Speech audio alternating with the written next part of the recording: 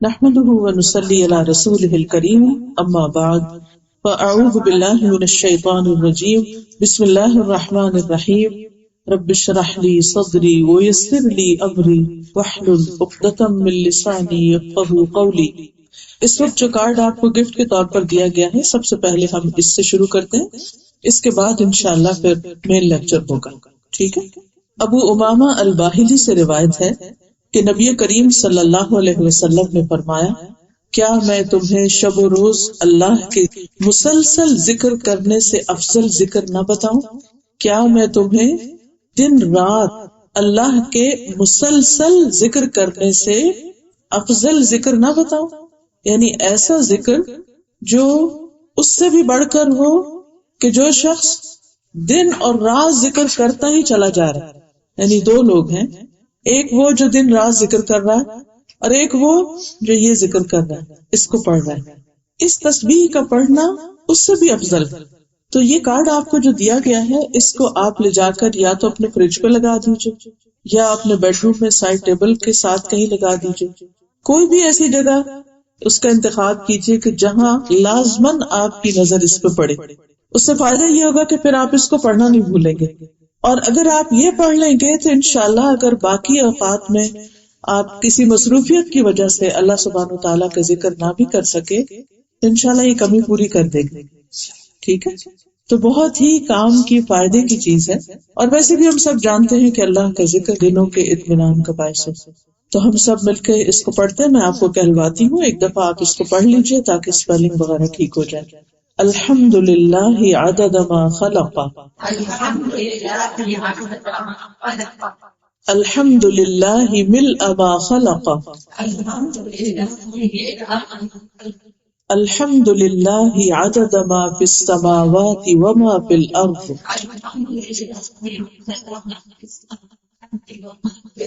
الحمد للہ عدد ما احصى کتابہ،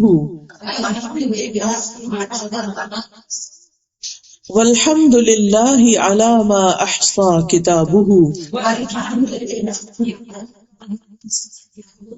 والحمد للہ عدد کل شیء، والحمد للہ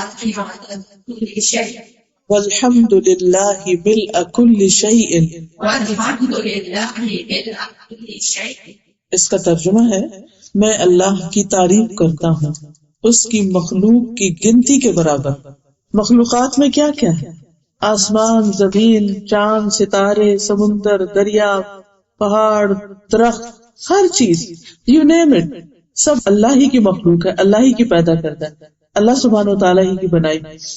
اب آپ دیکھیے کہ ایک تسبیح آپ وہ کرتے ہیں جو آپ اپنے ہاتھ سے کرتے ہیں، ہاتھ سے سبحان اللہ سبحان اللہ سبحان اللہ، الحمدللہ الحمدللہ الحمدللہ، بہت اچھی بات ہے۔ لیکن ایک آپ یہ کہتے ہیں کہ میں اللہ کی تعریف اتنی بار بیان کرتا ہوں جتنی اس کی مخلوق کی تعداد ہے۔ ہم گن سکتے ہیں کتنی تعداد ہے؟ اگر اس ساری مخلوق کی ایک تسبیح بنائے تو ہماری زندگی ختم ہو جائے اور ہم اس کا ایک چھوٹا سا حصہ بھی نہ پڑھ سکتے۔ پھر ہے الحمدللہ ملء ما خلق، میں اللہ کی تعریف کرتا ہوں جس سے اللہ کی مخلوقات بھر جائیں، یعنی زمین و آسمان کے درمیان جو فضا ہے ساری کی ساری بھر جائے، اتنی زیادہ تعریف کرتا ہوں میں اللہ کی۔ پھر ہے الحمدللہ عدد ما فی السماوات وما فی الارض، میں اللہ کی تعریف کرتا ہوں ان چیزوں کی گنتی کے برابر جو آسمان اور زمین میں ہے۔ کوئی شخص یہ کہہ سکتا ہے کہ بھئی ابھی تو ساری مخلوق کی بات ہو گئی، تو پھر اس کے بعد دوبارہ آسمان اور زمین کی الگ الگ کیوں بات ہو رہی؟ تو ایسا ہوتا ہے، کلام کا ایک اسلوب ہوتا ہے کہ کل کے بعد جز کی بات بھی ہوتی ہے، پھر اس کی تفصیل کی بات بھی ہوتی ہے، کیونکہ جس انسان کا دل بھرے ہی نہ اللہ کی تعریف کر کے، پھر وہ مختلف طریقوں سے اپنے جذبات کا اظہار کرتا ہے اور اس بات کو دہراتا ہے۔ پھر ہے الحمدللہ عدد ما احصى کتابہ، میں اللہ کی تعریف کرتا ہوں ان چیزوں کی گنتی کے برابر جنہیں اس کی کتاب نے شمار کیا، یعنی لوح محفوظ میں جو کچھ لکھا ہوا ہے۔ والحمد للہ علی ما احصى کتابہ، اور میں اللہ کی تعریف کرتا ہوں اس پر جو اس کی کتاب نے شمار کیا، یعنی اس کی کتاب نے کیا کچھ نہیں لکھ چھوڑا۔ لوح محفوظ میں کیا کچھ لکھا ہوا ہے؟ کل کبیر و صغیر مستطر. تقدیر پر ایمان لانے کا حصہ ایک یہ ہے کہ ہم اس بات کو مانیں کہ سب کچھ جو بھی ہے اللہ نے بنایا. سب چیزیں جو اللہ نے بنائی وہ اللہ کے علم میں ہے. اللہ سبحانہ و تعالیٰ کے علم سے چھپی ہوئی کوئی بھی چیز نہیں. کوئی بھی چیز زمین یا آسمان کی چاہے ذرے کے برابر اللہ کے علم سے غائب نہیں ہو سکتی. سب کچھ اس کو معلوم ہے. پھر تقدیر پر ایمان لانے کا ایک حصہ یہ بھی ہے کہ جو اللہ کا علم ہے وہ اس کی کتاب یعنی لوح محفوظ میں سب لکھا ہوا بھی. یعنی اللہ سبحانہ تعالیٰ کا یہ علم جو اس کی مخلوقات کے بارے میں وہ سب لکھا ہوا ہے. تو اس پر اللہ کی تعریف کہ اس کی کتاب میں کیا کچھ لکھا ہوا. کوئی چیز ہے ہی نہیں کہ جو اس سے چھٹ گئی ہو. ہر چیز لکھی ہوئی. اب آپ دیکھیے کہ ہر چیز کی جو تفصیل ہے وہ ہمیں معلوم، ہمیں تو کچھ بھی معلوم نہیں. ہمارے جسم کے اندر کتنے سیلز ہیں، کیا ان کی تعداد ہم جانتے؟ ہم نہیں جانتے. کیا ہم جانتے ہیں کہ اللہ سبحانہ تعالیٰ نے آسمانوں میں کتنے ستارے بنائے؟ ہم نہیں جانتے. صرف زمین کے ایک پلانٹ پر جتنی ریت ہے اس کے ذرات کی تعداد کیا ہے، کیا ہم جانتے؟ ہرگز نہیں جانتے.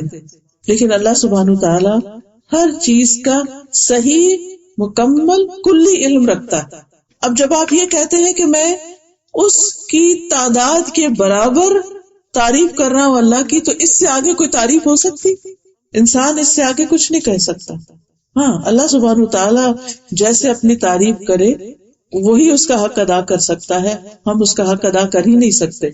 والحمد للہ عدد کل شیء. پھر بات وہی ہے، انداز مختلف ہے اپنے جذبات کا اظہار کرنے کا. اور اللہ کی تعریف اور تعریف اللہ ہی کے لیے ہر چیز کے عدد کے برابر، ہر چیز کی تعداد کے برابر، ہر چیز کی گنتی کے برابر. والحمد للہ ملء کل شیء. اور میں اللہ کی تعریف کرتا ہوں جس سے ہر چیز بھر جائے. تو اصل میں یہ تو ایک محبت کا انداز ہے. جو شخص اللہ سے محبت کرتا ہے وہ اس کی تعریف کیے بغیر رہ ہی نہیں سکتا.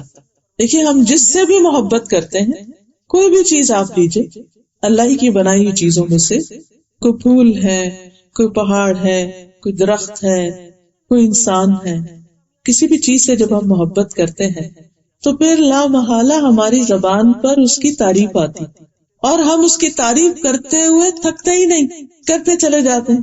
کبھی ایک انداز سے، کبھی دوسرے انداز سے. آپ نے دیکھا ہوگا کہ ماں کو اپنے بچے سے جیسے محبت ہوتی ہے تو وہ اس محبت کے اظہار میں اس بچے کے کتنے کتنے نام رکھ دیتی اور کیسے کیسے اس کو بلاتی، اور پھر بھی اس کا دل نہیں بھرتا. یہ قدرتی سی بات. تو جس شخص کو اللہ سبحانہ و تعالیٰ سے محبت ہو، پھر یہ ہو ہی نہیں سکتا کہ وہ اس کی تعریف کرتے کرتے کبھی تھکے یا اس کی تعریف سے کبھی اس کا دل بھرے. دل بھر ہی نہیں سکتا، ہم حق ادا کر ہی نہیں سکتے. لہذا یہ ایک چھوٹا سا اظہار محبت ہے، اظہار تعریف ہے، تعریف کا ایک انداز ہے جو ہماری زبان تو بیان کرنے سے قاصر ہے.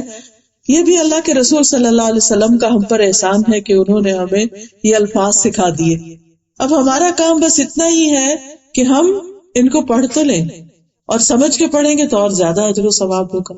اور اگر ہر روز کم از کم ایک دفعہ اس کو پڑھ لیں، زیادہ دفعہ بھی دل چاہے تو زیادہ دفعہ پڑھ لیں، لیکن کم از کم ایک دفعہ پڑھ لیں، فائدہ آپ ہی کو ہوگا. دل آپ ہی کا سکون میں آئے گا اور دل آپ ہی کا خوش ہو جائے گا. تو اس میں بخل نہ کیجیے، اللہ سبحانہ و تعالیٰ کی تعریف میں بخل نہ کریں. اور پھر ہم جب لوگوں کی تعریف کرتے رہتے ہیں تو بعض اوقات اللہ کی تعریف بھول جاتے ہیں، پیچھے چلی جاتے ہیں. کبھی اس کی بات، کبھی اس کی بات، کبھی اس کی بات. ہماری باتیں عام طور پر کیا ہوتی، یا کسی کی غیبت ہوتی یا کسی کی تعریف ہوتی. اللہ کا ذکر کم ہی کرتے. تو اس کمی کوتاہی کا ازالہ اسی طرح ہو سکتا ہے کہ ہم کم از کم ایسی دعائیں پڑھتے رہیں. ٹھیک ہے، پھر اب ہم سمجھ کے اس کو دوبارہ پڑھتے ہیں. الحمد للہ عدد ما خلق، الحمد للہ ملء ما خلق، الحمد للہ عدد ما فی السماوات وما فی الارض،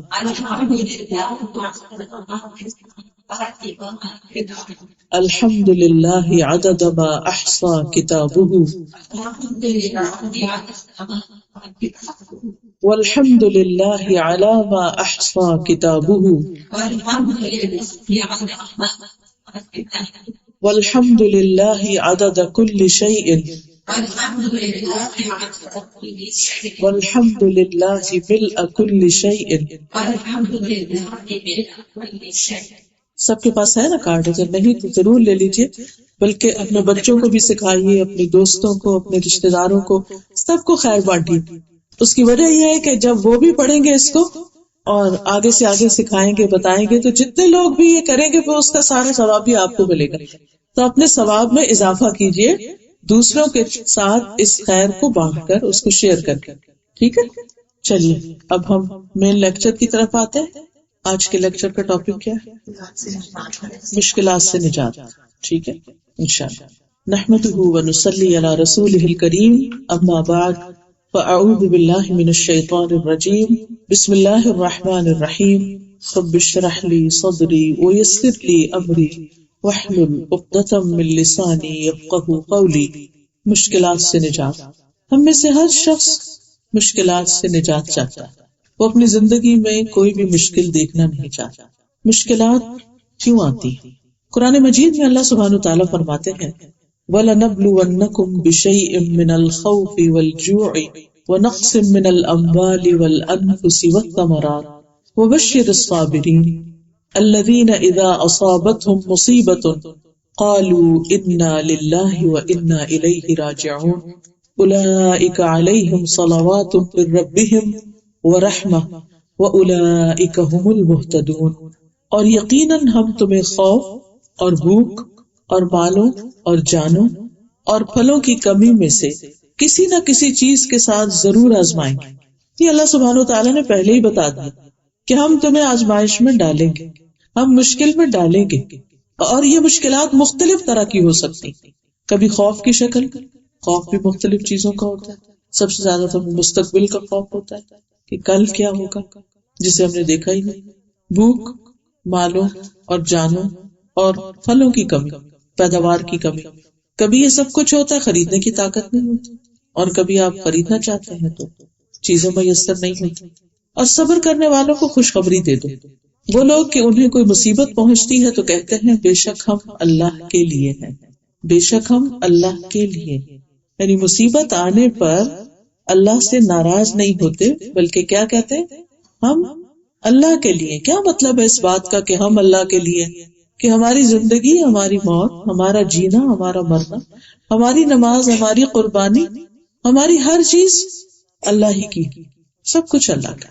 یعنی ہمیں جو کچھ بھی ملا ہے وہ ہمارا حق نہیں تھا، وہ اس کا فضل تھا، اس نے ہمیں عطا کیا. اگر اس میں سے وہ کچھ لے لیتا تو ہمیں اس پر کوئی ناراضگی نہیں. دکھ اور تکلیف تو قدرتی بات ہے. کسی بھی نعمت کے جانے یا اس میں کمی ہونے یا اس کا نقصان ہونے سے تکلیف تو ہوتی ہے انسان کو.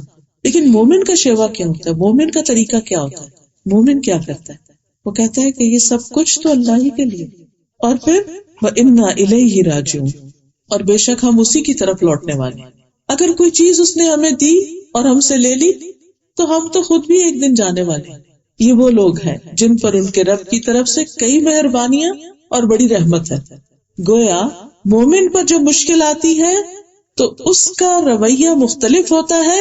وہ اس مشکل کو بھی اپنے لیے رب کی مہربانی سمجھتا ہے کہ اس کے ذریعے بھی میرا رب مجھے کچھ سکھانا چاہتا ہے، اس کے ذریعے بھی میرا رب میرا تزکیہ کرنا چاہتا ہے، اس کے ذریعے بھی میرا رب میرے درجات بلند کرنا چاہتا ہے، اس کے ذریعے میرا رب مجھے کامیابی کی راہ پہ لگانا چاہتا ہے، مجھے پہلے سے بہتر انسان بنانا چاہتا ہے.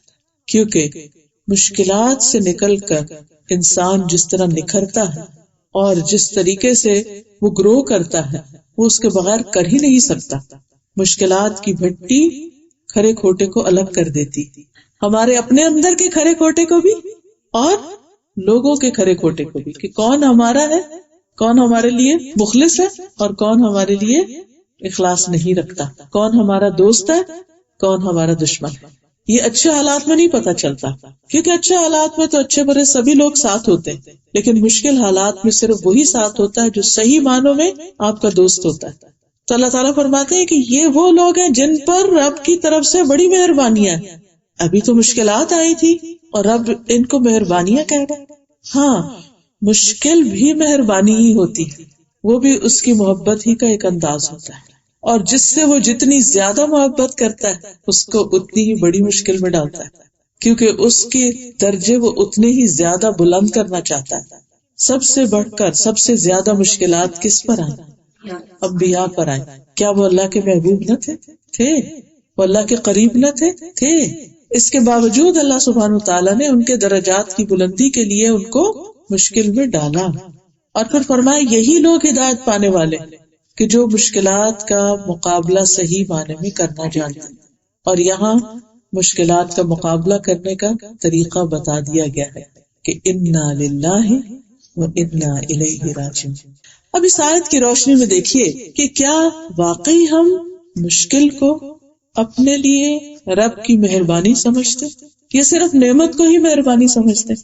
صرف نعمت پا کر ہی ہم رب سے راضی ہوتے ہیں یا تکلیف دہ حالات میں، مشکل حالات میں بھی ہم رب سے راضی رہتے ہیں؟ کیونکہ مشکل کے بعد جو شخص اللہ کی رضا پہ راضی ہو جاتا ہے، وَمَن يُؤْمِن بِاللَّهِ يَهْدِ قَلْبَهُ، اللہ اس کے دل کو ہدایت دے دیتا ہے، اس کو راہ دکھا دیتا ہے۔ وَأُولَٰئِكَ هُمُ الْمُهْتَدُونَ، ایسے ہی لوگ ہدایت پا جاتے ہیں۔ مشکلات کا آنا اللہ سبحانہ تعالیٰ کے اذن سے ہوتا ہے، اور یہ اللہ کی سنت ہے، اللہ کا طریقہ ہے، اللہ کا فیصلہ ہے کہ دنیا میں انسانوں پر مختلف طرح کی آزمائشیں اور تکلیفیں آئیں گی، یعنی ایسا تو ہوگا ہی۔ جب انسان کو پہلے سے ہی پتہ ہوتا ہے تو پھر وہ اپنے آپ کو اس کے مقابلے کے لیے تیار کرتا رہتا ہے۔ جیسے آج کل ٹھنڈی ہوا چل پڑی ہے تو اس سے آپ کو کیا پیغام مل رہا ہے کہ سردی آ رہی ہے، سویٹر نکال لیں، تیار ہو جائیں اس کے مقابلے کے لیے۔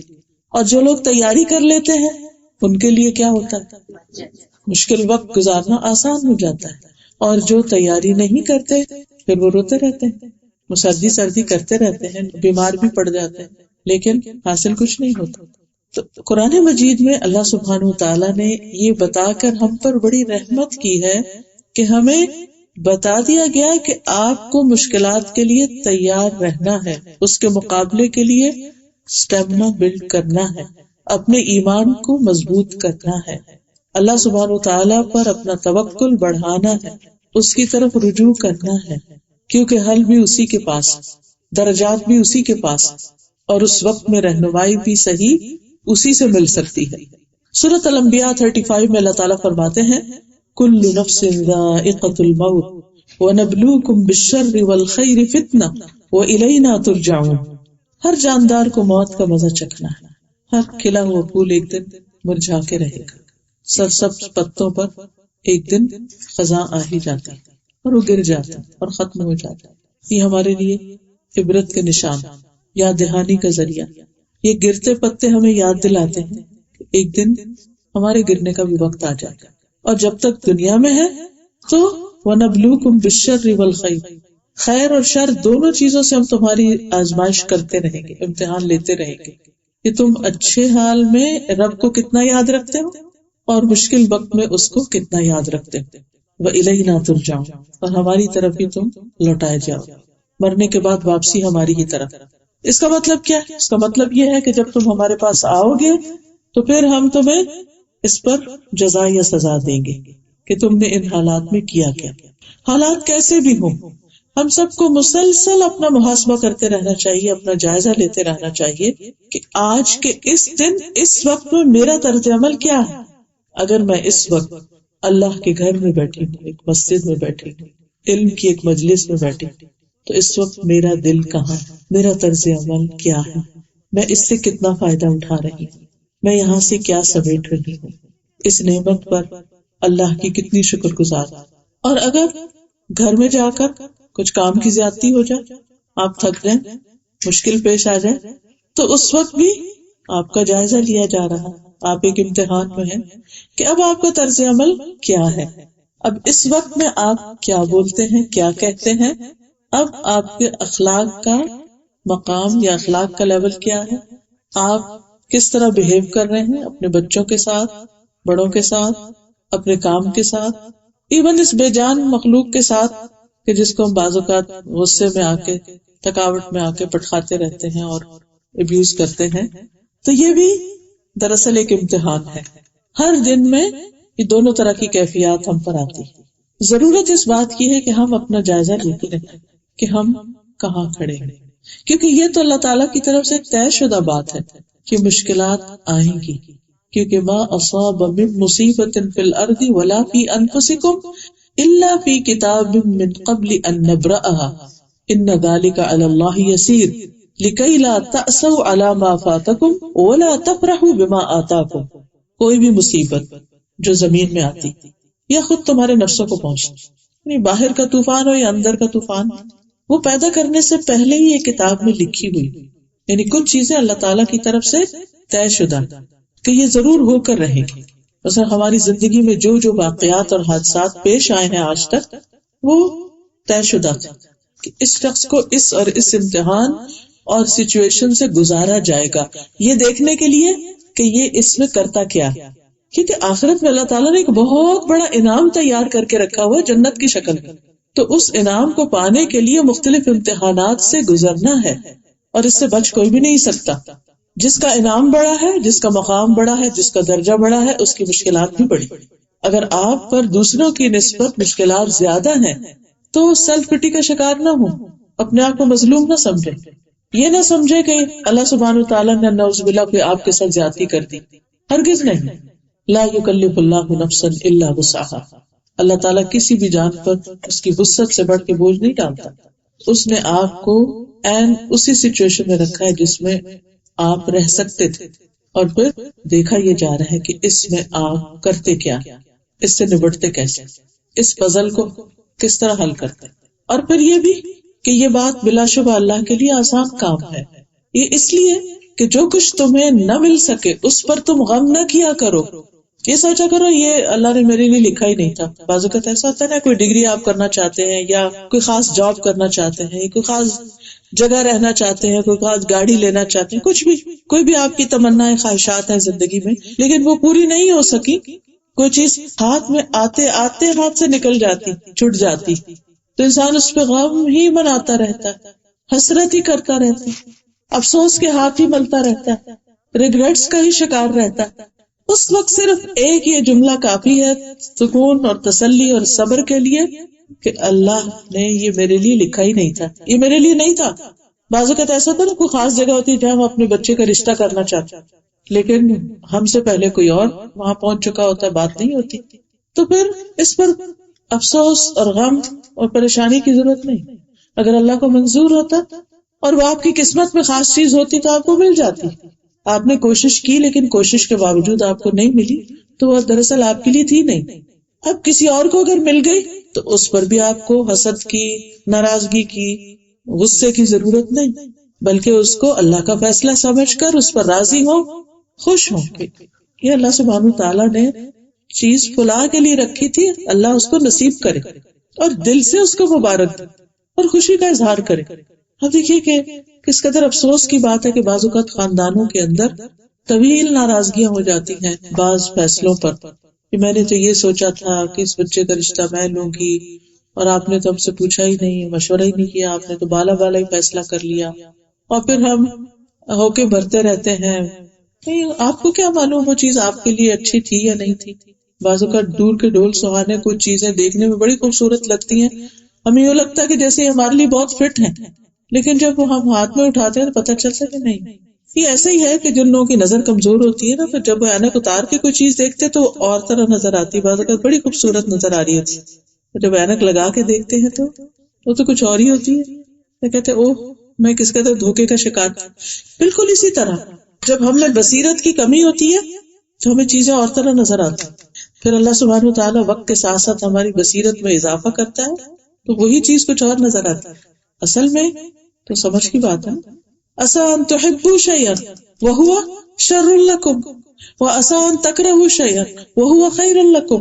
ہو سکتا ہے ایک چیز تمہیں بہت پسند ہو اور وہی تمہارے لیے بری ہو، اور ہو سکتا ہے ایک چیز تمہیں سخت ناپسند ہو اور وہی تمہارے حق میں بہت اچھی ہو، کیونکہ واللہ یعلم وانتم لا تعلمون، اللہ جانتا ہے تم نہیں جانتے، ہمیں نہیں پتا۔ اس لیے ہم کسی بھی اچھی چیز کے لیے خواہش رکھیں، تمنا رکھیں، اس کے لیے کوشش کریں، کوشش کے بعد اگر وہ چیز نہ ملے لِكَيْ لَا تَأْسَوْا عَلَىٰ مَا فَاتَكُمْ، جو تمہارے ہاتھ سے چھٹ گیا، نکل گیا، اس پہ غم نہ کرو، افسوس نہ کرو، آگے بڑھو، اللہ کے فیصلوں پہ راضی ہو جاؤ۔ اور اسی طرح اگر کچھ مل جائے تو وہ بھی ایک بڑا امتحان ہے پھر، کہ اب اللہ کی دی ہوئی اس نعمت کو استعمال کیسے کرتے، اور جو کچھ اللہ نے تمہیں دیا اس پر اترایا نہ کرو، تکبر نہ کرو، فخر اور غرور نہ کرو۔ دو چیزیں انسان کے حق میں، انسان کے اخلاق اور عادات اور انسان کی شخصیت کے اندر انتہائی خطرناک ہے، اور وہ اس کو بدنما بنا دیتی اور اس کے لیے انتہائی نقصان دہ۔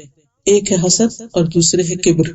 حسد کب ہوتا ہے؟ جب انسان سے کوئی چیز چلی جاتی ہے، اس کو نہیں ملتی، کسی اور کو مل جاتی، یا انسان ایک چیز کی تمنا کر رہا ہوتا ہے اور وہ دیکھتا ہے کسی اور کے پاس ہے تو اس سے حسد شروع کر دیتا ہے۔ اور دوسرے کبر یا تکبر کب آتا ہے؟ جب انسان کو کچھ مل جاتا ہے اور پھر اس پر وہ اترانے لگتا ہے، اپنے آپ کو بڑی چیز سمجھنے لگتا ہے۔ یہی دو برائیاں تھی ابلیس کے اندر، جو اس کے اندر چھپی ہوئی تھی، لیکن بظاہر وہ بڑا عبادت گزار تھا، پائس لگتا تھا۔ بعض اوقات ہم خود اپنے آپ سے دھوکہ کھا جاتے ہیں، ہم نیکی کے بڑے بڑے کام کر رہے ہوتے ہیں، نوافل پڑھ رہے ہیں، تہجد پڑھ رہے ہیں، چاش پڑھ رہے ہیں، نمازوں کی بڑی پابندی کر رہے ہیں، قرآن پڑھ رہے ہیں، درس دے رہے ہیں، سب کچھ کر رہے ہیں۔ ایک آزمائش کا جھٹکا آتا ہے تو ہماری حقیقت کھل کے سامنے آ جاتی ہے کہ ہم کھڑے کہاں، ہم لوگوں کے ساتھ معاملہ کیسے کرتے ہیں، ہمارے رویوں میں کیا۔ تو آزمائشوں اور تکلیفوں اور امتحانوں کے آنے کی دوسری بڑی وجہ یہ ہوتی ہے کہ اللہ سبحانہ وتعالی ہمیں ہماری حقیقت دکھاتا کہ ابھی تم اس درجے پر، اگر اس آزمائش کے آنے کے بعد تمہارے اندر امپرومنٹ ہوگی تو درجہ بڑھ جائے گا، ورنہ پہلے سے بھی اسفل سافلین، اور نیچے چلے جاؤ۔ جب کوئی ہمارے ساتھ اچھا ہوتا ہے، ہم بھی اس کے ساتھ اچھے ہوتے ہیں، ہمارا اخلاق حقیقت میں کیا ہے وہ تو نہیں کھل کے سامنے آتا، لیکن جب کوئی ہمارے ساتھ برا کرتا ہے تو پھر جواب میں ہم کیا کرتے ہیں؟ کیا ادفع باللتی ہی احسن کرتے ہیں یا کچھ اور؟ پھر ہمیں ہماری حقیقت پتہ چل جاتی، کھل جاتی ہے ہم پر کہ نہیں، ابھی ہم اس مقام پر نہیں پہنچے، ابھی ہم بہت پیچھے۔ تو اللہ سبحانہ وتعالیٰ مشکل میں ڈال کے نشاندہی کر دیتے ہیں کہ یہ ہے تمہاری مشکل، اب اس پہ ورک کرو۔ ہمیں اس پر کام کرنا ہوتا ہے، اپنے اصلاح کرنی ہوتی ہے، اپنے نفس کو، یعنی قد افلح من زکاہا، اس کا تزکیہ کرنا ہوتا ہے، وقد خاب من دساہا، اور ناکام ہوا جو اس کو دبا دیتا ہے۔ یعنی اپنی غلطی کو جو ایک لمحے کے لیے نظر آتی ہے، روشنی ہوتی ہے، پتہ چلتا ہے اوہ یہاں ہماری ضمیر فوراً بتاتا ہے۔ آپ کسی کے ساتھ بھی زیادتی کریں، ہو نہیں سکتا کہ آپ کا دل آپ کو ملامت نہ کرے، لیکن آپ کیا کرتے فوراً اس کو دبانے لگتے، نہیں کوئی بات نہیں، یہ وجہ تھی، وہ تعویلیں کرنے لگتے ہیں۔ اب کیا ہوتا ہے، وہ خرابی وہیں کی وہیں رہتی، آپ اپنے آپ کو تبکیاں دے کے نفس کو سلا دیتے ہیں اور پھر اپنے کام کرتے رہتے ہیں۔ تو ابلیس کے اندر بھی یہ مرض تھے، لیکن وہ سامنے کب آئے؟ جب اس کا امتحان ہوا، جب مٹی سے بنی ہوئی ایک مخلوق کے سامنے اللہ نے اس کو سجدہ کرنے کا حکم دے دیا تو اس کا کبر اور اس کا حسد کھل کے سامنے آ گیا۔ اسی طرح آپ نے اپنے رشتوں کے اندر، تعلقات کے اندر بھی دیکھا ہوگا کہ بعض اوقات کچھ تعلقات اوپر نیچے ہوتے رہتے ہیں، لیکن کوئی واقعہ زندگی میں ایسا پیش آتا ہے کہ لوگوں کی حقیقت کھل کے سامنے آ جاتی ہے آپ کے ساتھ، کون آپ سے کتنی محبت کرتا ہے۔ ہمیں خود سے کسی کو آزمانا نہیں چاہیے، لیکن اللہ سبحانہ وتعالیٰ خود ہی ایسے حالات پیدا کر دیتا ہے، تو ایسے میں ہمیں بھی ایک جھٹکا ملتا ہے کہ بندوں پہ توکل نہ کرو، بندوں پہ بھروسہ نہ کرو، اللہ پہ بھروسہ کرو۔ مثلا بہت سی خواتین شادی ہوتی بہت خوش ہو جاتی، اترانے لگتی، سب کچھ مل گیا۔ اب ہوتا کیا ہے، جس سے محبت کرتے ہیں، جیسے مثلا شوہر ہے، ابتدا میں تو سب کچھ ٹھیک ہی نظر آتا ہے، لیکن آہستہ آہستہ جب زندگی کے حقائق سامنے آتے ہیں تو پھر بعض اوقات اسی انسان سے ٹوٹتے ہیں، وہیں سے مشکلات آتی ہیں۔ انسان اپنا الٹیمیٹ سہارا اس کو سمجھ لیتا ہے، جبکہ اللہ تعالیٰ کیا چاہتا ہے کہ نہیں، یہ ساتھی ضرور ہے، سہارا اللہ ہی ہے۔ اللہ نے تمہارے سکون کے لیے، تمہاری خوشی کے لیے، تمہاری مدد کے لیے تمہیں ایک کمپینین دیا ہے، لیکن اس کو اپنا الہ نہ بناؤ۔ بچے بڑے ہو جاتے ہیں، کمانے لگتے ہیں، ہم ان پہ ڈیپینڈ کرنے لگتے ہیں، بڑے خوش ہو جاتے ہیں کہ اب مسئلہ حل ہو، وہ آگے چل پڑتے ہیں، پھر وہ پتہ چلتا نہیں، سہارا اللہ ہی، رازق اللہ ہی۔ شازیز بتا رہی تھی کہ ایک شخص اپنے خود ہی بتا تھا وہ جو باس. ہماری ایک اسٹوڈنٹ ہے تو وہ بتا رہی تھی کہ ان کے ہسبینڈ ماشاءاللہ بہت نماز کے پابند ہیں، تو اپنے آفس میں جب بھی ظہر کی نماز کا ٹائم ہوتا تھا تو وہ نماز وہاں پڑھتے تھے. تو جو مینیجر تھا وہ بہت زیادہ گرج رکھتا تھا کہ یہ ایسے داڑھی بھی رکھی ہوئی ہے، نماز بھی پڑھتا ہے، اور وہ حالانکہ اپنی لنچ بریک میں نماز پڑھتے تھے. تو ایک دن نا، جیسے آپ کو پتا پچھلے دنوں جب ریسیشن آیا تھا تو بہت کمپنیز نے لے آف شروع کر دیے تھے امپلائیز کے، تو ان کی کمپنی میں بھی ایسا ہی ہوا کہ امپلائیز کو لے آف کرنا شروع کر دیا. تو کہتی کہ وہ مینیجر آیا میرے ہسبینڈ کے پاس اور کہتا ہے کہ کل نا تمہیں میں لے آف کروں گا اور تم اپنا بندوبست کر لو. تو کہتی میرے شوہر گھر آئے تو تھوڑے پریشان تھے، پھر انہوں نے کہا کہ اللہ کی ذات رازق ہے تو میں نہیں، جو اس نے کرنا ہے کرے. نیکسٹ ڈے جب اس کے ہسبینڈ آفس گئے تو پتا چلا کہ مینیجر لے آف ہو گیا اور اس کے ہسبینڈ مینیجر بن گئے. تو اللہ سبحانہ تعالیٰ بعض اوقات اس طرح بھی امتحان میں ڈالتا ہے کہ نماز چھوڑتے ہو یا مجھ پہ توکل کرتے ہو. رزق کون دیتا ہے؟ رزق تو اللہ ہی دیتا ہے، لیکن ہم سم ہاؤ بندوں کو رازق سمجھنے لگتے ہیں. پھر اللہ سبحانہ تعالیٰ کے امتحان میں ڈالتا ہے، ان بندوں کو وہاں سے آگے پیچھے کر دیتا ہے. پھر دیکھتا ہے کہ یہ کس سے مانگتا ہے، کس پہ توکل کرتا، کس سے توقع رکھتا ہے. تو جو شخص اللہ پر ایمان رکھتا ہے، اللہ سبحانہ تعالیٰ پر بھروسہ کرتا ہے، اللہ تعالیٰ اس کو راہ دکھا دیتا ہے. یعنی کہ وہ ٹیسٹ ہونا تھا نا، ایمان کا ایک ٹیسٹ آیا تھا نا، وہ چاہے اوور نائٹ آیا تھا.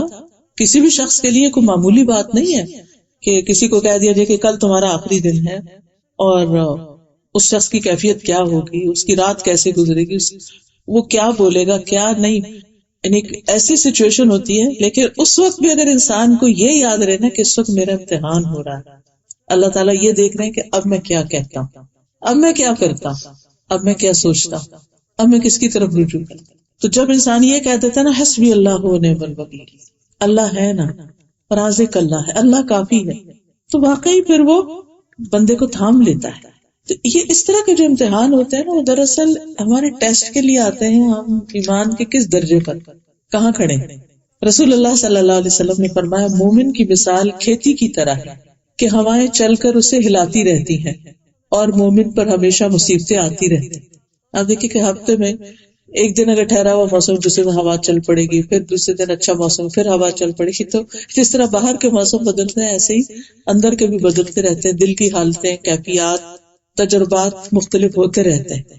اور پھر ہم سب جانتے ہیں کہ اللہ کے نیک بندوں کی آزمائش زیادہ ہوتی ہے. ابو سعید خدری رضی اللہ عنہ روایت کرتے ہیں کہ وہ رسول اللہ صلی اللہ علیہ وسلم کے پاس آئے. آپ بخار کی حالت میں تھے، آپ پر چادر تھی، تو انہوں نے اپنا ہاتھ چادر پر رکھا اور کہا اللہ کے رسول آپ کا بخار بہت سخت ہے. آپ نے فرمایا ہمارا حال اسی طرح ہوتا ہے، ہم پر آزمائش سخت ہوتی اور ہمیں اجر بھی دگنا دیا جاتا ہے. پھر آپ نے پوچھا اے اللہ کے رسول صلی اللہ علیہ وسلم لوگوں میں آزمائش کے لحاظ سے سخت کون ہوتا ہے؟ لوگوں میں یعنی انبیاء تو ہوئے ایسے. آپ نے فرمایا انبیاء. پھر کہا پھر کون؟ فرمایا علماء. کہا پھر کون؟ آپ نے فرمایا نیک لوگ. ان میں سے کسی کو جوؤں سے آزمایا جاتا ہے، یعنی کبھی کوئی جسمانی بیماری ہو جاتی، کوئی سکن ڈیزیز ہو جاتی، یہاں تک کہ وہ اسے قتل کر دیتی. یعنی ایسی بیماری پڑ جاتی ہے جسم میں کیڑے پڑ جاتے ہیں، یا اور کوئی، بعض تو ویزیبل ہوتا ہے، بعض اندر ہی اندر کوئی کھا جانے والی بیماری لگ جاتی. کسی کو فقر سے آزمایا جاتا ہے، یعنی اس پر بھوک رزق کا کوئی بندوبست نہیں، یہاں تک کہ وہ چھوٹی سی قمیص کے سوا کچھ نہیں پاتا، چنانچہ وہ اسے ہی پہن لیتا ہے. اور ان میں سے کچھ لوگ آزمائش پر بہت خوش ہوتے ہیں بنسبت اس شخص کے جو کچھ دیے جانے پر خوش ہوتا ہے.